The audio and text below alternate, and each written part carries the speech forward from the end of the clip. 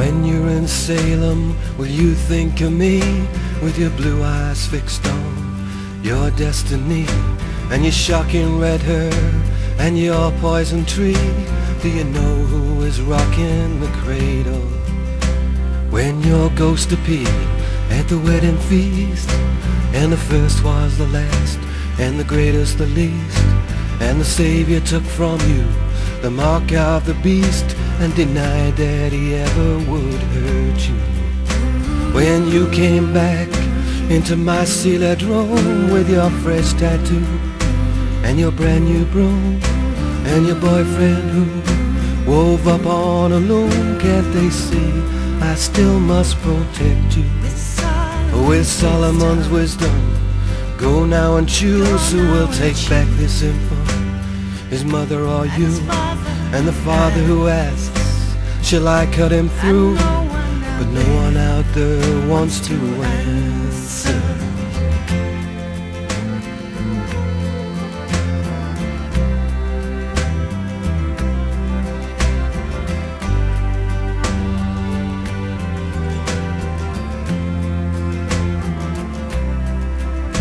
Well, guard you so well, the troubadour sings from the darks of hell, from the bees who can't sting, 'cause the honey it fell on their waxen wings, and it left them no rhyme and no reason.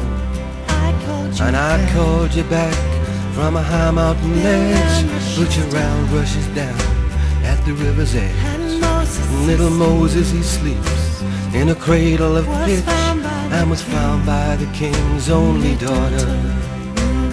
And we were together and we were alone, but it took all that weather to know what we own.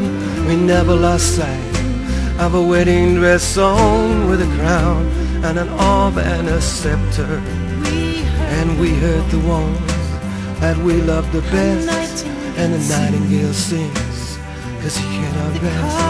And the cards that are dealt we keep close to our chest, and no one else here will raise you.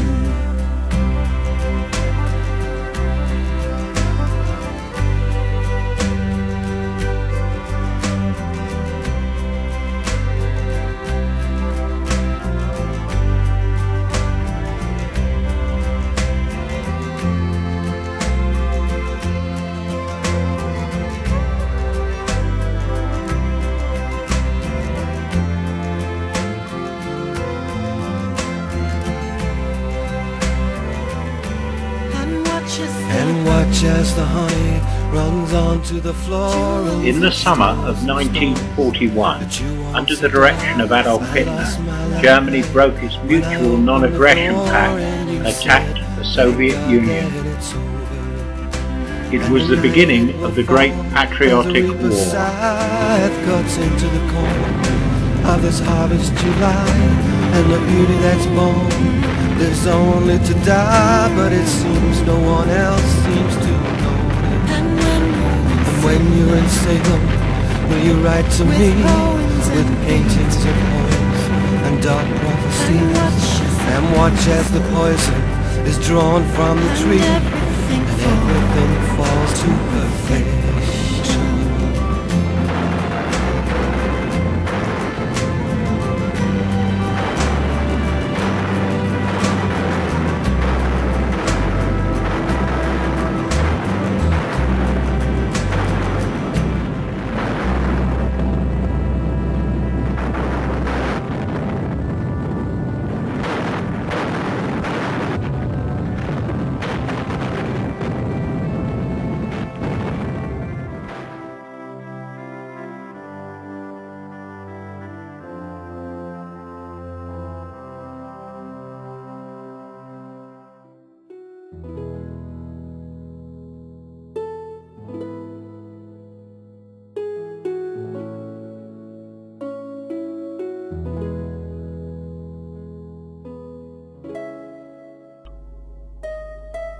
Chertkovo and Millavoya are neighbouring small market towns on the southern steppes, and war came to them in July 1942 when the Nazi war machine rolled over them.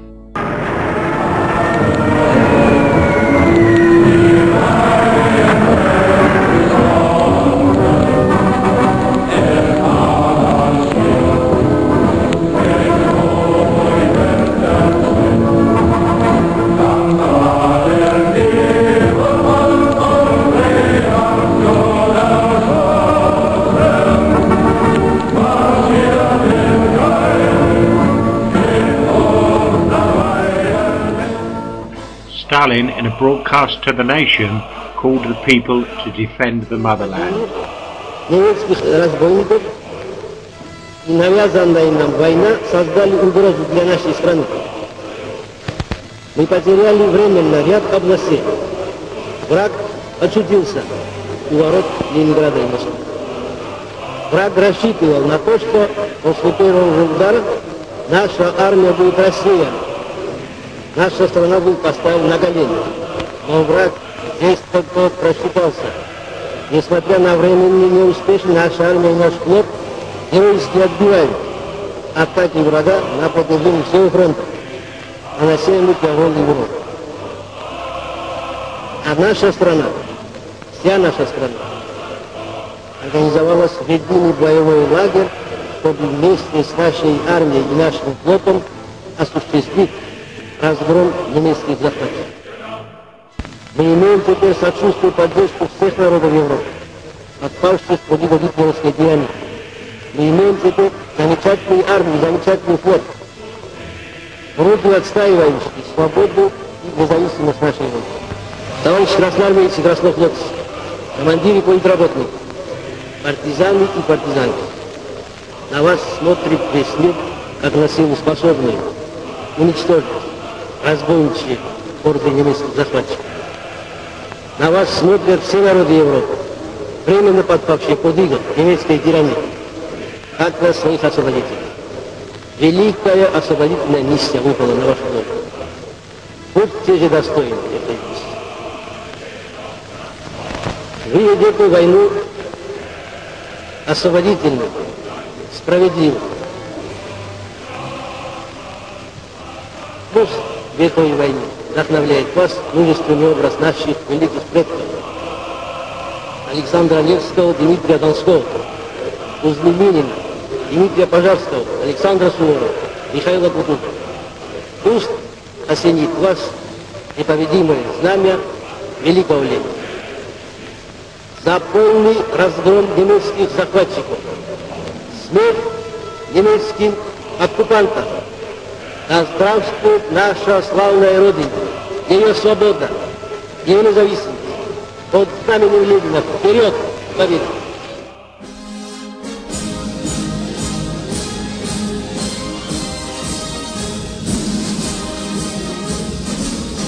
Hitler's plan for the summer campaign of 1942, named Code Blue, was to abandon his attack on Moscow and turn his armies south towards the Caucasus oil fields around Grozny and Baku. He also planned to cut Russia in half by sending the 6th Army towards the River Volga in the city of Stalingrad.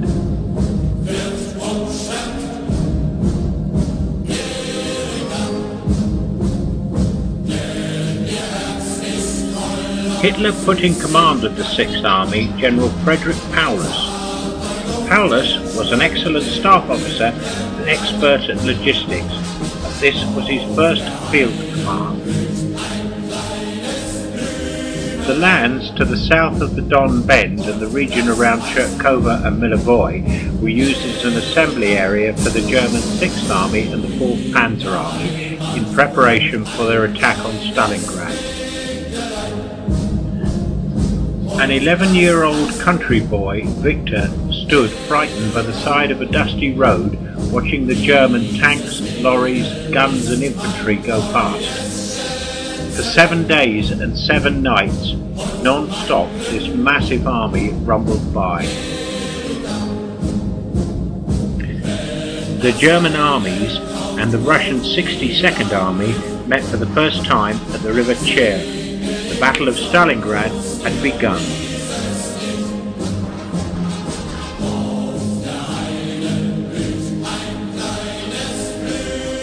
At first, the Russian army was pushed violently back towards the River Volga. The Luftwaffe attacked the city with the most massive bombing raid of the war so far.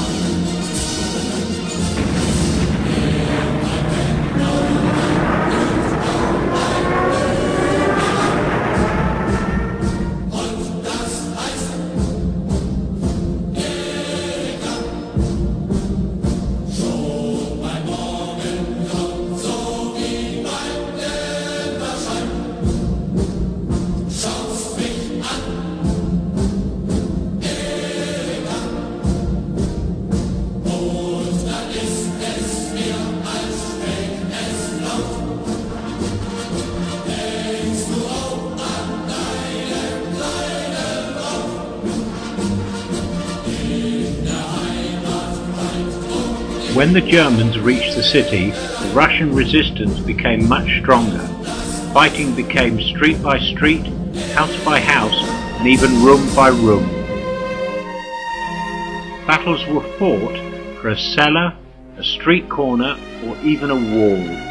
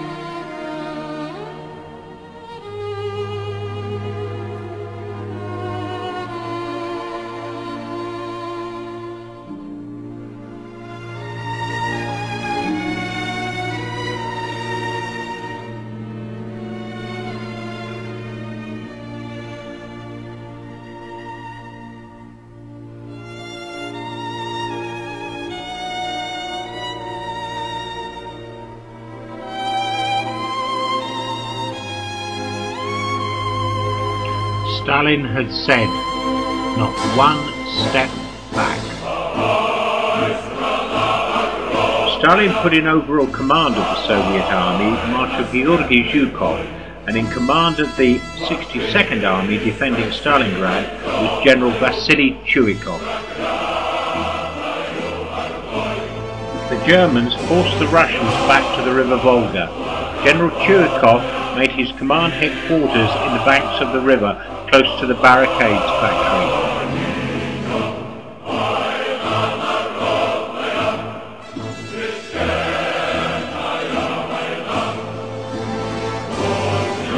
The only way the Russians could get supplies and reinforcements to the 62nd Army was across the river from the east bank. The crossings were under constant attack from German guns and the Luftwaffe. Many soldiers were drowned before they got to the battle. Those that did make it to the West Bank were thrown straight into combat in the wrecked streets and the collapsed buildings.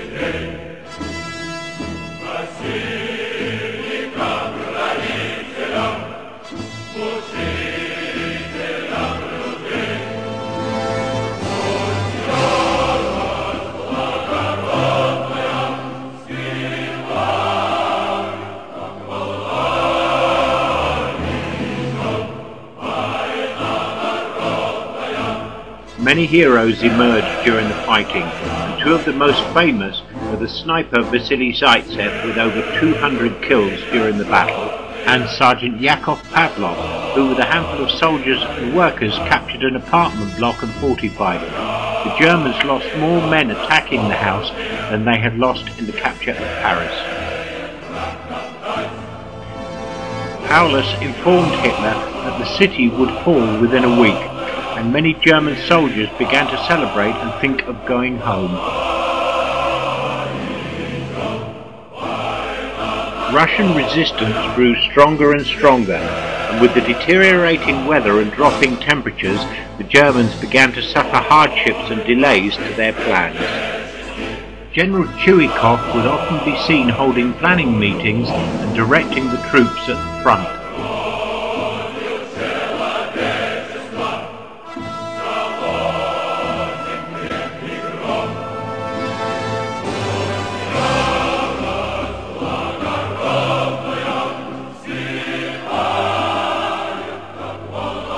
The overall commander, Marshal Zhukov, formed a plan to relieve the besieged 62nd Army in Stalingrad. His plan, codenamed Operation Uranus, was to attack the Germans west of the city, from both the north and the south.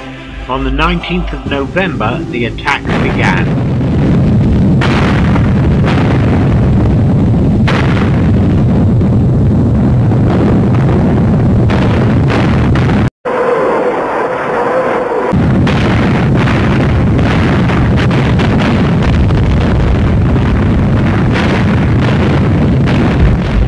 Within 3 days, the encirclement was complete when Russian troops met at the village of Kalash on the River Don. The besiegers became besieged. Field Marshal Göring assured Hitler that the Luftwaffe could supply the Sixth Army within the cauldron from the air. The army needed 800 tons a day of ammunition, food and other essentials to continue the battle, or 500 tons a day to survive. The Russians took a terrible revenge on the Luftwaffe, and barely 50 tons a day got through. In an attempt to relieve the Sixth Army within the cauldron, Hitler ordered Field Marshal Erich von Manstein to force a break-in from the outside. Withdrawing armour and supplies from the Caucasus offensive, he planned an uppercut blow from the southwest, codenamed Operation Winter Storm. At first he made good progress, but the Russians were ready and the attack was stopped 40 kilometres short of the ring. The besieged Sixth Army was doomed. On the 8th of January 1943, the Russians offered Paulus surrender terms, but these were refused. The destruction of the cauldron began. As the Germans were compressed into an ever-decreasing area, they suffered terrible hardships of starvation, frostbite, exhaustion and injury. The Russians forced their way through to the River Volga, cutting the German army in half.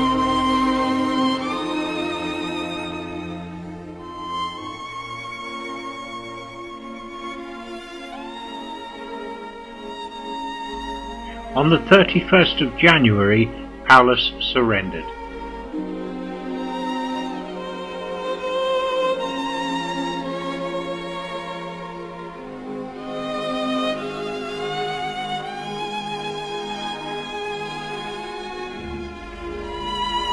Two days earlier, Hitler had sent Paulus a message promoting him to the rank of Field Marshal, knowing that no Field Marshal in German history had surrendered. He expected Paulus to honourably take his own life. On the 2nd of February, the fighting stopped, and the Battle of Stalingrad had ended.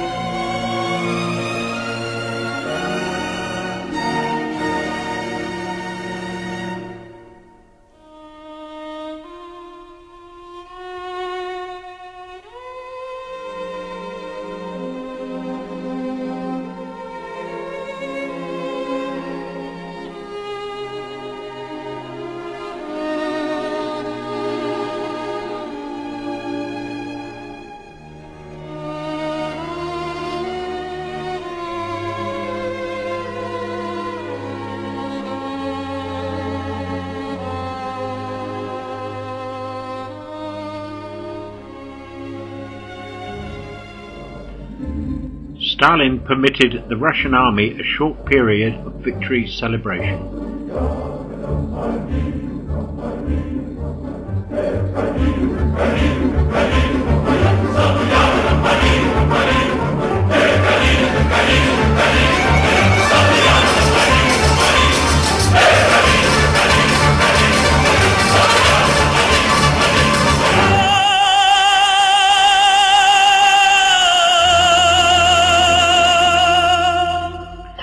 At the Victory Parade in 1945, German flags and banners captured at Stalingrad, together with others, were presented to Stalin.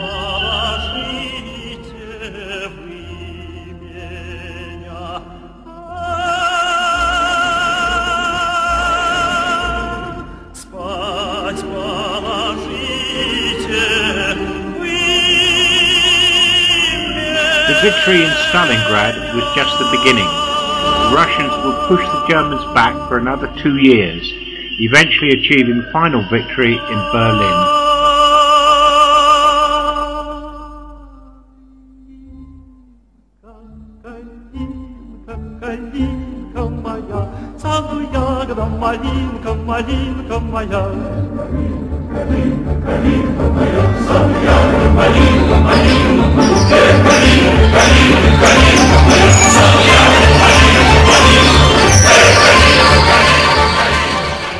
The Germans had reached the River Volga.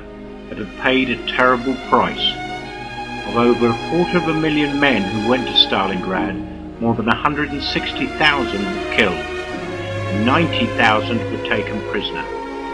Only 6,000 of these would return home to Germany.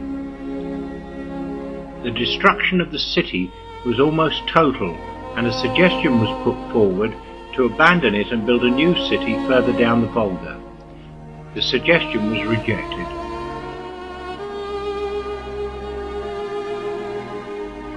The tractor, barricades and Red October factories were so heavily damaged they would need totally rebuilding.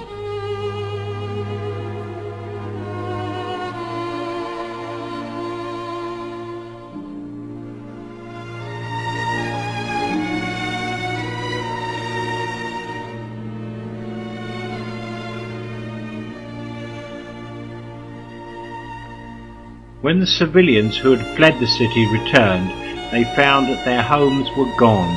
Only cellars and ruins remained. There was no water, power, transport or communications left.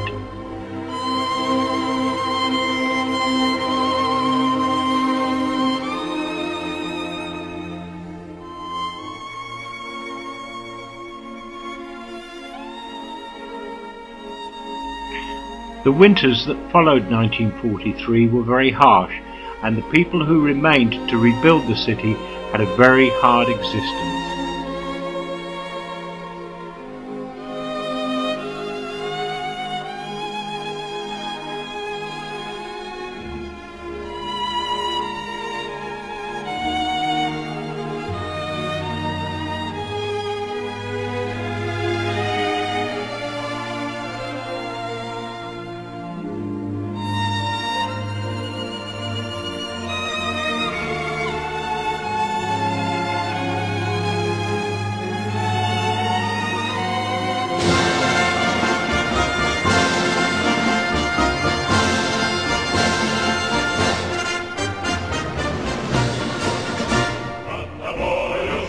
Over the following years the city was rebuilt. Many of the old destroyed buildings were restored, and slowly a new city emerged. The city was even given a new name, Volgograd.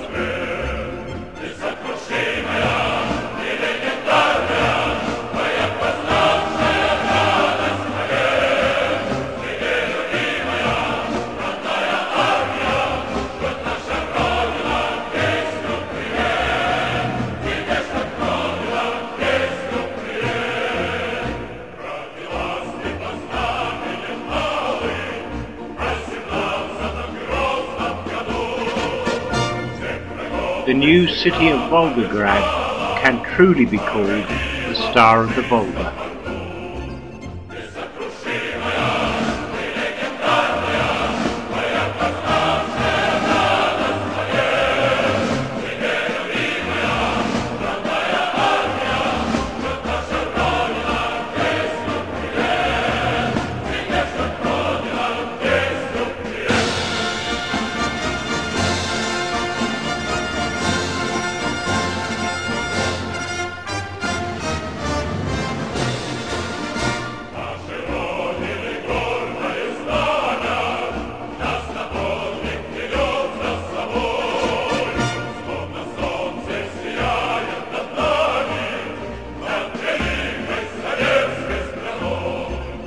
The wounds of war were deep and painful for the city, and can still be felt today, nearly 70 years later.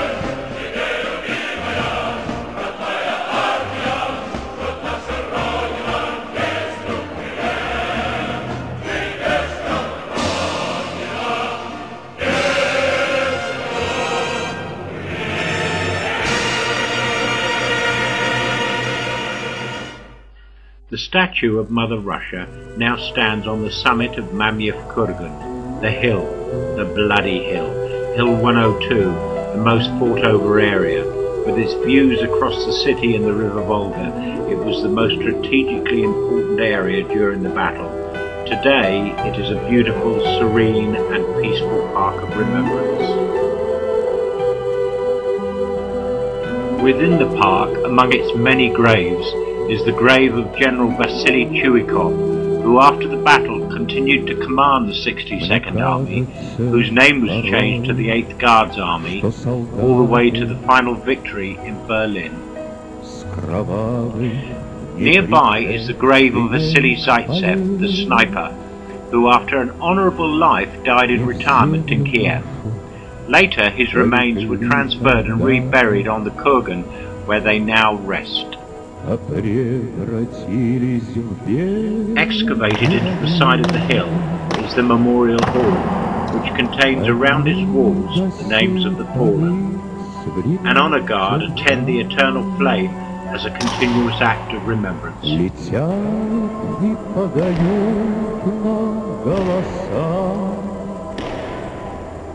Не потому, как часто и печально мы замолкаем, глядя в небеса.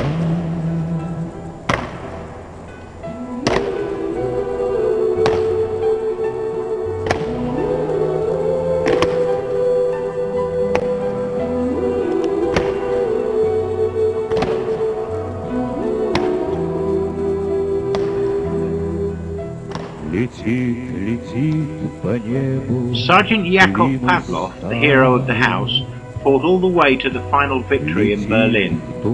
After the war he visited schools telling of his exploits. Pavlov changed. Tiring of always talking about killing, he took the faith and became a Russian Orthodox monk and took the name Kirill.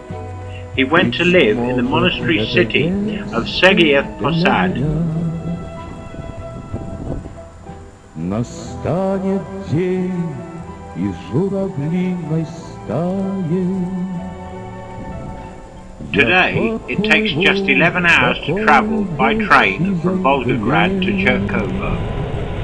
Из-под небес, как птичьи, Chertkovo and Millavoya also suffered during the occupation.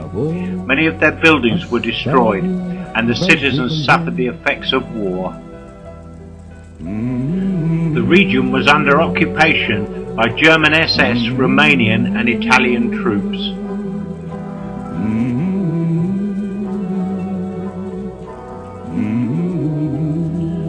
Their wounds of war, like Volgograd, are deep and still felt. Many of the town's sons died in the Patriotic War, and they too are honourably remembered on the memorials around the area. Не в землю нашу полегли когда-то, а превратились. Victor, the boy who stood by the side of the dusty road, is now nearly 80 years of age, but his memories are still fresh. Я хорошо помню, как по этой дороге на Сталинград шли немецкие войска, 4 колонны. А над ними тучи самолетов. Мы были до того перепуганы, что думали, с этим нашей стране конец. Victor himself, as a boy, was seriously injured when a German landmine exploded in the school playground. Some of his friends were killed, and Victor spent many weeks in hospital recovering from deep leg wounds.